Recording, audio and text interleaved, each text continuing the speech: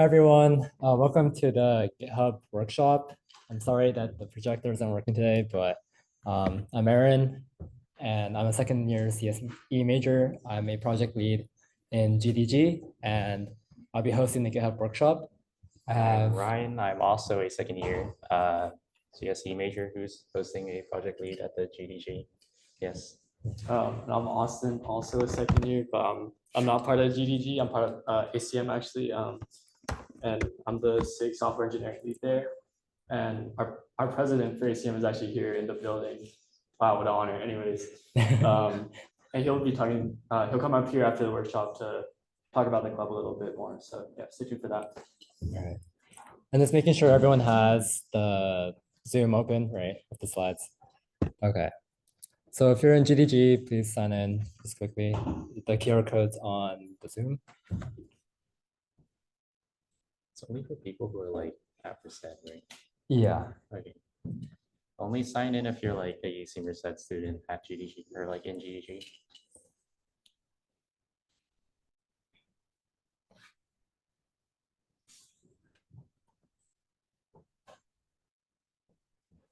Sorry for that to look up.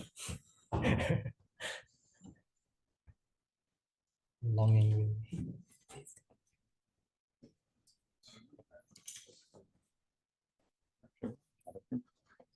Oh yeah.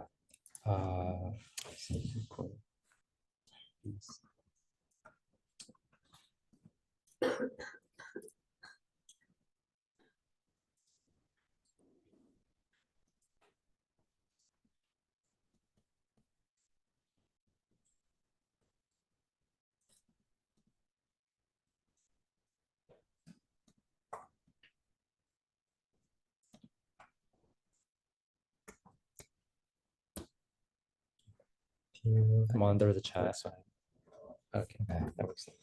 Okay, so hopefully you signed in by now. Okay, so just a quick overview of what we're going to go over today. We're going to have our introduction, talk about Git, what GitHub is, and why it's so important. And then we're going to go over some basic commands, so some Git concepts. And then we're going to have a short break for answers, for questions, and then we'll provide the answers. And at the very end, we're going to go through a demo. We're going to run you through your first pull request, and then that will be it from us today. So intro. So what is Git? Well, and why is it important? Well, Git is important because we use it for everything. We use it for hackathons, for projects. If you're applying for internships, you're going to find yourself making a GitHub and having all your projects there to show off to recruiters. You might, here at Merced, you might have classes where they use Git, and so you might want to ask what is Git? So Git is called a version control system, or VCS, and it basically turns us into time travelers. So what do I mean by that? Well, it basically takes snapshots of your code, and you create this timeline where you can go back in time and undo some mistakes, or you can record all the different stages of your project. So here I put the GitHub logo. It's an octopus guy. And if any of you guys are Marvel fans, you might know the TVA, which is kind of like an overlord timeline entity. So what's GitHub? It's something that's built on top of Git. It's one of the many remotes, is what we call them, or remote repositories that host your code on the cloud. So you can access it from any device. You can share your code with everyone in the world, and have some logos of some other remotes that exist out there. So I know GitLab is very popular. GitLab's open source, right? Yeah, so GitLab is completely open source. Okay, so some basic Git commands and concepts. So here I have a timeline of, say, a Git project. So you can see that there's little nodes, and each one of those nodes is what represents a commit. So a Git commit is what you'll hear. And some technicalities, they're stored in hashes. But basically you have a timeline from left to right on this diagram of your commits. So you start off with like your first line of code, hello world, and you iterate on that, and you end up, maybe halfway through you have like a tic-tac-toe game, and then at the very end you commit like the main menu. And like I mentioned earlier, you can highlight different commits, you can reverse. So let's say you add a horrible new feature and it breaks your entire app. You can undo that and go back to before you added that feature. So this is like the primary use of Git and why you use them in class, because if you destroy your entire code, you can always undo that. And you might wonder, Control Z does that, right? But when you work on more complex projects, you might end up with multiple files. You're gonna have to remember exactly what you did every time, and that's a big issue, right? So Git does that for you. It tracks all your changes, and you can reverse that way. Okay, so just to review, I talked about git commit extensively, and that's the part where you add files to your timeline. And then the other command is called git add. So this is where you select what files you want to add to your commit. So if you select hey, I want to save this file, this file, this file to my timeline, you would do git add all those files, and then you want to commit that to your timeline.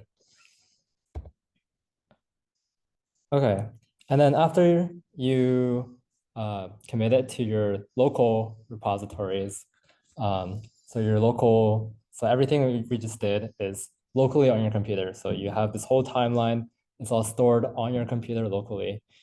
But what if you want to work on this project on a different device, or you want to share this project with someone else and also have that functionality where you can use Git? This is where GitHub comes in to play. And it's basically just uploading all of that, GitHub, all of that Git history and all those commits and your timelines all onto the cloud. So that's GitHub. And you do this through git push. So you push it to GitHub or any other remote that you use. Okay, this is where stuff gets kind of tricky and fun. So I put right here is called branches. So in Git, we have something called branches, and you can think of them as alternative timelines. So here I have our main branch. It's Mario. This represents a project or an app, right? You start off with a baby Mario, and as you work on him, he becomes bigger, he grows up, he's a more mature product. And here at the third commit right here, I have something called branching. So we branch off of our main timeline and we say, hey, in this alternative timeline, we want Mario to have a new shirt. So I have Mario be the branch. So that's the original, it just came from main. And now we work on the features. So, the shirt's not fully on Mario yet. And then we make a new commit and we fix all of that. And, Mario fully has a shirt on now. And then I did the same thing again with the other Mario, also from main, and he gets a hat. So one thing to note is that you may notice that main has Mario the entire time. So when you branch away from the main branch, you're gonna end up with, you can work on your code, you can work on Mario, and what this means is that the main branch is unaffected. So you can see that Mario is not affected. And I put right here on the left, on the right, that Mario is just normal. Okay, so this is where you start merging branches or timelines. So this is where things start getting exciting. So you can diverge from the main branch, work on something independently without any of the code changing from someone else working on it. And you can actually merge it back into the main branch. So it's the same thing from earlier, but you can you can add whatever changes you did back to the main branch. So the shirt is new, so we can just put it back into main. The hat is also something new, so we can just put it right onto Mario. So we end up with a main branch with a hat and a shirt. So that's cool, right? You can work on new features for Mario in this example, and it just works, right? Okay, so this is where things get messy. So same thing again, we have Mario in the main branch, main timeline, and he's being worked on.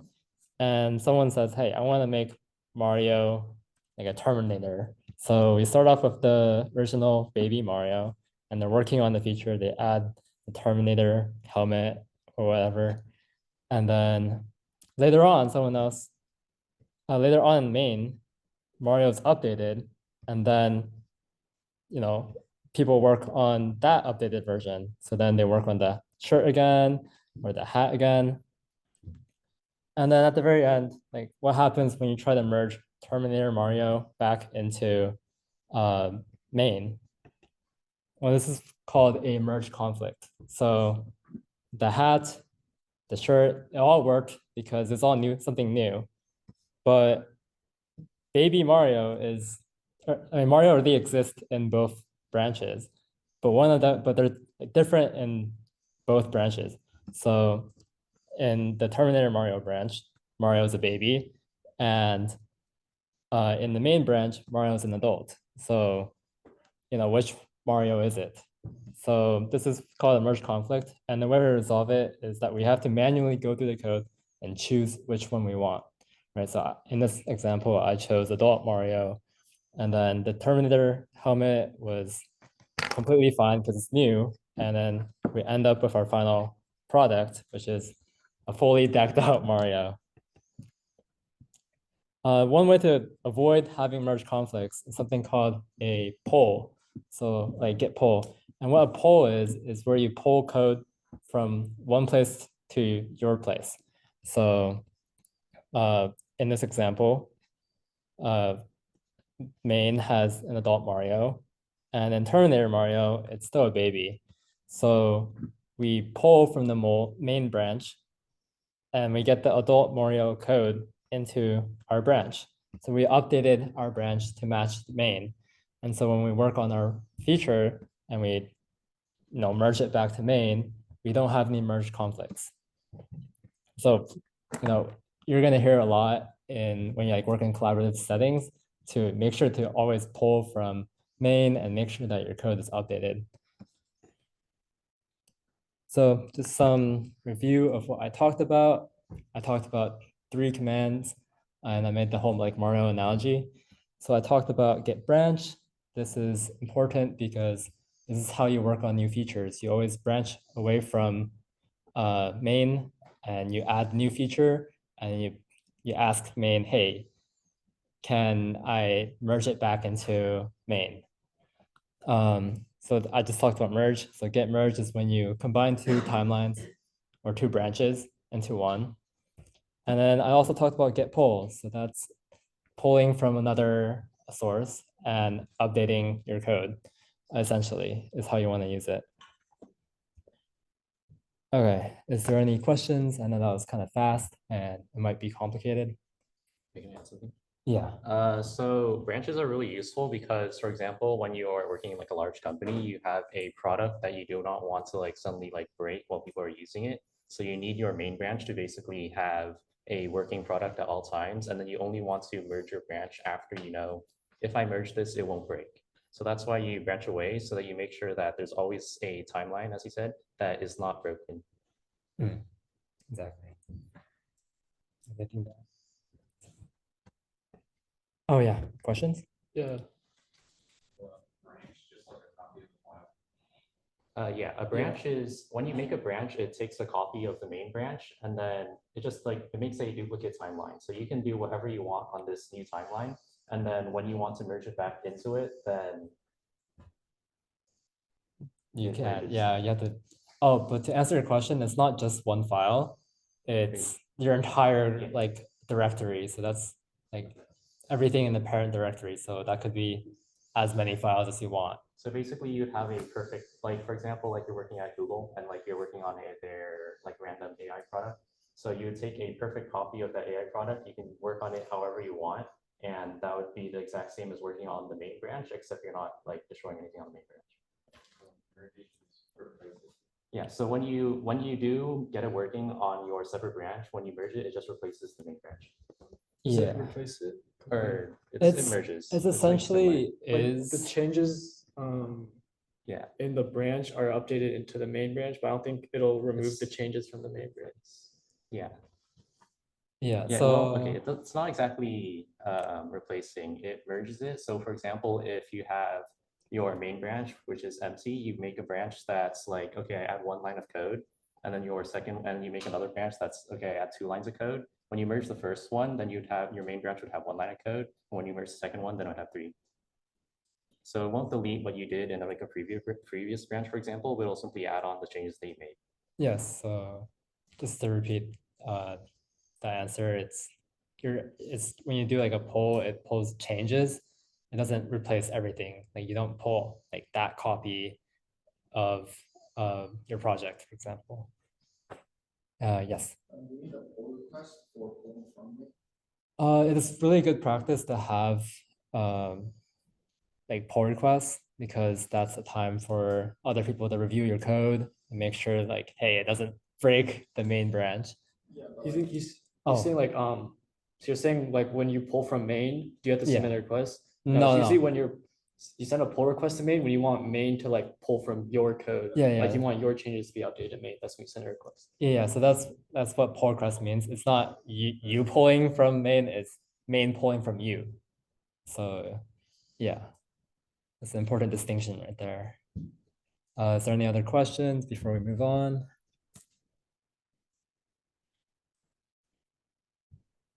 Okay. How do you want to do it if you're a remote group? Because are you gonna walk them through it on Zoom? I mean, everyone's basically remote. Yeah, but I was I thinking mean, we I break up figured- into groups and then we do the demo. How many people are remote? It is 5. How are your groups gonna look? Huh? How are your groups gonna look? Like how large? Split the room into 3 and then you just bring your laptop and you work. Okay.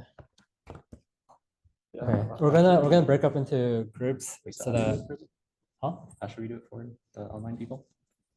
You just speak as if they're here Okay. with your laptop. Just bring it with you. All right. Okay.